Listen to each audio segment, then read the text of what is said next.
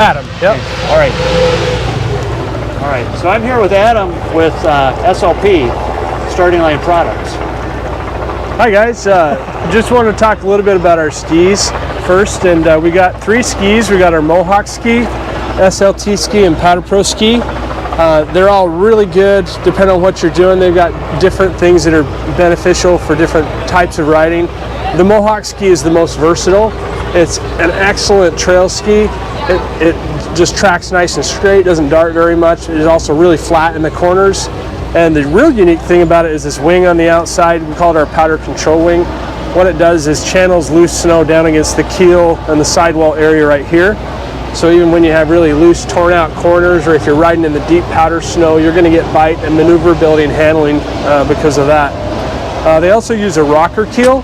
That means from the tip of the ski all the way to the back is one continuous curve, and the bottom of that curve is where we put our carbide.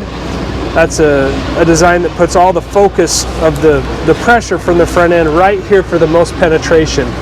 So what that means when you're riding the sled is it gives it the very most penetration in hard surfaces, and it makes it really easy to steer. It's just like 2-finger steering, just really easy on the arms. You don't get worn out riding your sled all day. Most of those features are also on the SLT ski, our trail ski.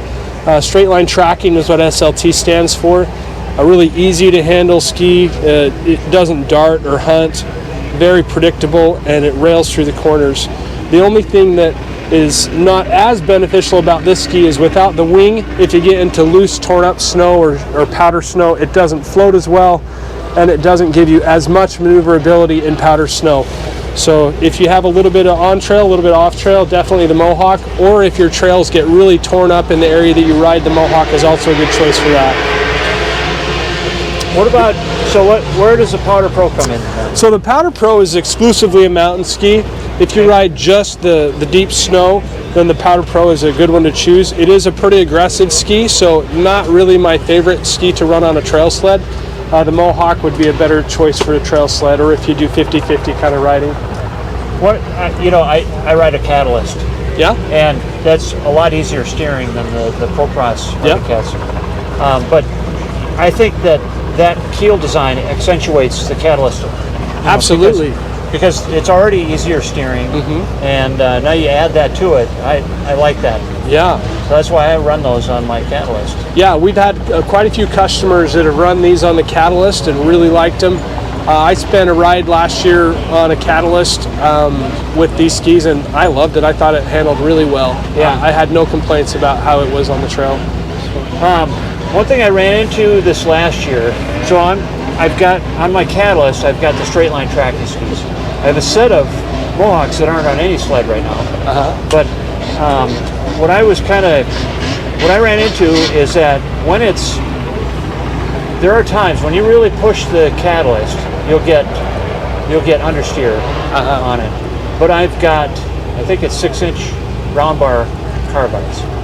So what would be the best? And the other thing I have on it is those anti-darting wings, which I'm not really sure I need. Yeah, you've got a few different options there. I think for what you're describing, the Mohawk is a better choice because it's going to feel more positive on the front end as compared to the SLT. But the other thing is getting a square host bar is a good idea. And then you can run this style of keel blade that runs with a square host bar, and that works really well. Yep. The square host bar is called the Ace Runner, and that's what it looks like. It gives you a little bit more bite in the corners. That flat surface captures the snow a little bit better.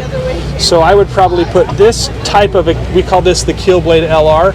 I would put that type of a keel on this type of a runner, and that will give you good bite, a little bit more positive in the corners, and still maintain that nice predictable handling that you get from the keel blade. So a few more features about the Mohawk that are described in detail with this display is the loop is very flexible on the Mohawk. The benefit of that is you come into a really sharp bump. A lot of times your ski acts as a shock absorber. If it's flexible, it will take that energy and just turn it into bending the tip of the ski. And so that's really beneficial because not only does it absorb that energy, but it pushes the bottom of your ski where the carbide is located down into the trough of that bump, and you don't lose traction. You maintain that front end stability because your runner stays down in the trough of the bump. So that flexibility is an important piece of the puzzle. Before you go on, so so the straight line tracking was revised, and is that the same now with the? Would you say that's the same thing with the straight line tracking? It is better, but the straight line tracking profile is a little bit different on the nose of the ski. Okay. And so it doesn't do as good of a job. It's better than it was with the original SLT ski, but this SLT2 is still not as pliable in the front as the Mohawk. So it's not going to do that as well as the Mohawk does, but it is an improvement from what the original SLT was. And again, 9 times out of 10 on the trail, if you're just trail riding, you probably wouldn't notice the difference. Yeah, not unless you had some pretty sharp edge bumps on the trail. Yeah. So the next cutaway here is just showing how that carbide is directly in the middle of the runner, again, the way that we showed that on the rocker keel in the front. I did a video where I kind of compared that with the stock Arctic Cat skis, and where the carbide is on your skis is right dead center where the bolt is. So where the maximum amount of force is, that's exactly where the carbide is. Yep. Yeah, pretty important piece of the puzzle. Now, this is a pretty interesting cutaway where you can see the ski from the top looking down. You can see the wing on the outside edge. That you can see how the snow would come in here and get captured against this sidewall surface area. You can also see the center keel, how it dips down, and these outer gull wings here also dip down. This is what gives you the stability with the Mohawk ski. These gull wings that come down keep you nice and flat coming into a corner. You don't have much ski lift on the inside at all. So that's a pretty cool little detail. It does have traction wings on the edge. We get questions about this. That's not necessarily for while you're riding. It's while it's parked in your trailer and you're trying to climb over your sled so you don't slip off the back of your ski when you're stepping on it with your boot.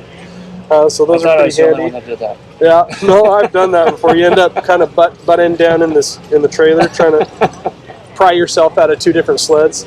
The tip of the back side of the SLT and the Mohawk and the Powder Pro are tipped up significantly, so if you're driving in reverse you won't catch them. That's also a nice feature.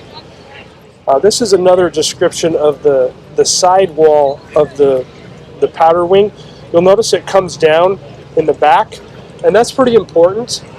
As you come into the powder and your back end is down, the snow is coming into this portion, kind of at this angle of the wing, and that encourages your sled to come up and plane on top of the snow rather than continuing to just push through it. It encourages the ski to get out on top. So that's another feature that's really nice. Cool. So another thing I didn't know. That's good. Yeah. So that's kind of the run through on the skis. Maybe we should come over here and talk about the tools for a little bit. Yeah.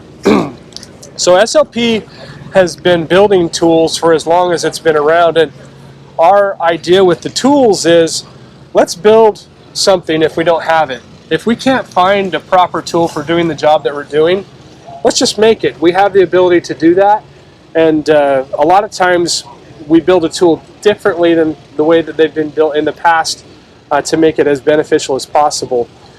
This tool you've probably seen before, the lever arm clutch press. It's a very versatile tool. A lot of companies have copied this. We were the ones who brought this to the market, and this is my go-to tool if I'm working on a secondary or a primary clutch, particularly on the Polaris. This is a very handy tool to have. Quick and easy. That's one of the best features about it, is how rapidly you can just press it, lock the chain on, and then keep it compressed so that you can do your work on getting it apart. Really a handy piece, and most people have seen that before. We have our tools for disassembling the spider on Polaris and Arctic Cat. Our spider tool is unique because it's made out of billet aluminum. The benefit there is it doesn't damage the spider. When you're pushing on this with over 200 foot-pounds of torque, if you have a steel tool pushing on aluminum, you're going to mar the aluminum. That's the nature of it. But with our billet aluminum tool, it's strong. It's very strong, and you'll notice the webs here are wider to where the spider fits directly on it, so there's not slop in it. And so it functions really well, but it also doesn't damage your clutch. So handy tool there. Our nut tools are very unique.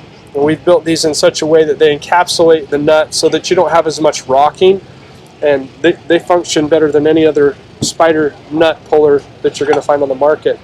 We have a good array of Ski-Doo tools. We have a brand new Ski-Doo flywheel puller that functions incredibly well, that is unique to us. We're the only ones that build a tool that's like this. We also have a press tool. This is a pretty universal type of tool. There are other companies that build something kind of like that, but this is for the Ski-Doo, for removing the drive clutch. You can either use this part if you're just going to take the weights out, or if you're going to compress the whole clutch and take the spring out, you can put this piece on instead. We've got flywheel pullers, both the universal one that fits on most everything other than like the G4, G5 Ski-Doos, and then we have the Polaris version that's the extra heavy duty version for the Polaris. We've got holding fixtures for the Arctic Cat and the Polaris for disassembling the primary clutch. We've got holding tools for removing the primary clutch for both the P22 or basically anything that you can get it through. And then this one's more specific for the P85 Polaris clutch. Okay. This is the Ski-Doo holding tool for the primary clutch. And then we have the pullers that would go along with these tools for getting the clutch off. Back to Ski-Doo, we have the pin puller for removing your pins on the drive clutch. And then we have the tools for getting the Y pipe off of either a Polaris or a Ski-Doo. They're really problematic unless you have that ball end Allen in the right length. Yeah. The piston pin puller that we build is pretty unique. It's got a heavy-duty plastic material on the handle part of it, so it doesn't mar the side of your piston if you're wanting to reuse your piston as you're servicing the piston. And then it has a really wide face so that bridges the gap that you have over the edge of the piston where the wrist pin goes in. Pullers, we have a wide array of pullers for getting your exhaust springs off, so that's another piece that's not necessarily unique, but we do have a variety of those. This one is probably my favorite one, and it's because you can bend it. It's stainless steel, but it allows you to maneuver around different items by bending the tool, because it's still strong even when it's bent. So that one's probably my favorite one. This long stainless puller is very useful. Cool. Another thing that's pretty new that you may not have seen is our YST technology. YST stands for Y Manifold Sonic Technology, and it's a new design. With that design, we have a completely new exhaust system. The Y pipe is very different from what you've seen in the past. The pipe is also different, and the silencer shape is very different how it enters into the muffler compared to things that we've done in the past. And the idea there is we're trying to push the envelope to get as much horsepower as possible out of a two-stroke exhaust. This came from the 850 Polaris. It took us quite a while to get a pipe that was of significant benefit over the stock pipe. The stock pipe was a pretty good design from Polaris, and this is what came of that. It is just a new design that is much more efficient than any other exhaust that we built in the past. We anticipate this technology moving forward with our newer exhaust systems we built for the Arctic Cat and Ski-Doo as well in the future. But is that compatible with stock mufflers, or no? You got it. Okay. No, so it's together. It is a complete system. Okay. You would not be able to mate this up to anything that's stock. Okay. No. Now we do have some of that with the older models. You can put like an 800 axis Polaris. You can interchange the stock muffler with our pipe set, and the 850 Ski-Doo stuff is that way as well. You can interchange those with the stock muffler, but the YST, unfortunately, because we're trying to maximize the horsepower in each one of the components, you just can't switch out the muffler. It's not an option. Yep. Do you need a tune then? You don't have to have a tune. It works better with the tune for sure. There are some areas that could use some help, and so it does work better if you do that, but it's not required. It'll still run fine with the stock mapping. Good, cool. All right, so like as an Arctic Cat rider, what else would there be? Do you have performance add-ons for? We do. For the Catalyst? Yeah, so one thing that's really nice is our stage kits. If you look over here at this display, you'll see that we take a variety of different components like the exhaust system and the clutch kit, and you put them together in a system that is meant to go all together and has all those components in one piece. It's called a stage kit. So with the 800 Arctic Cat, you have a lot of options. We have stage 1, which is a lightweight silencer and a clutch kit. Like you see here, you have the stage 1.5, which is lightweight silencer, clutch kit, and head. You have the stage 2, which moves a little bit beyond just the weight savings and more into the horsepower with the single pipe set, clutch kit, intake kit, and then the tuner. And then you can go beyond that with the older models, with any of them to the stage 3, and then with the older models to the stage 4 that includes porting on the cylinders. Okay. But yeah, lots of options that way for the Arctic Cat. We also have very similar packages to what you see there with the Polaris. You'll see over here we've got stage kits for the 850 Polaris, stage kits for the 9R Polaris, stage kits for the Boost, and then you have what we call the Outlaw stage kits, which utilize twin pipes on the Polaris. That's pretty cool. Yeah, yeah, it's a lot of fun. And then on the Ski Doo, it's very similar. You have stage 1 kits, stage 2 kits, you got stage 3 kits. It's got to be a trick to fit twin pipes in one of the newer sleds. Oh, it is. It is so tight. And let me show you over here. We've got a 9R that's got twin pipes on it, and it is a work of art. They are just such a beautiful piece of work with the way we manufactured these. So the chassis is tight on any of the newer sleds. On this Matrix, you can see that you've really not got a whole lot of room where the exhaust is supposed to fit. But you can see just how much craftsmanship there is involved with getting these bends just right to come over the bulkhead, around the steering column, to fit both pipes in here in the nose, and then curl back around and get around the upper support of the bulkhead and under the steering arm. There's a lot going on there, but it is just a thing of beauty. We love these twin pipes, and they work great. I'd have to say one of my very favorite sleds I've ever ridden is the 9R with our twin pipes. It's an absolute riot. Cool. Cool. Well, thank you, Bob. It's been nice to meet you and spend a little bit of time talking to me about our stuff. Is there anything else that you had questions about? I think that's about it. All right. You guys, and I mentioned this, but I'll say it on video. I mentioned this on video, but I'll say it on video that you guys are one of my favorite vendors going back from in the 90s. Yeah, I've been buying stuff from you for a long time. So yeah, we've been around for quite a while. 1972 is when we started, so I haven't been there since 72, but I've been there since 2000, so it makes 25 years for me this year. So. Cool. Well, thank you very much. You're welcome. Thank you.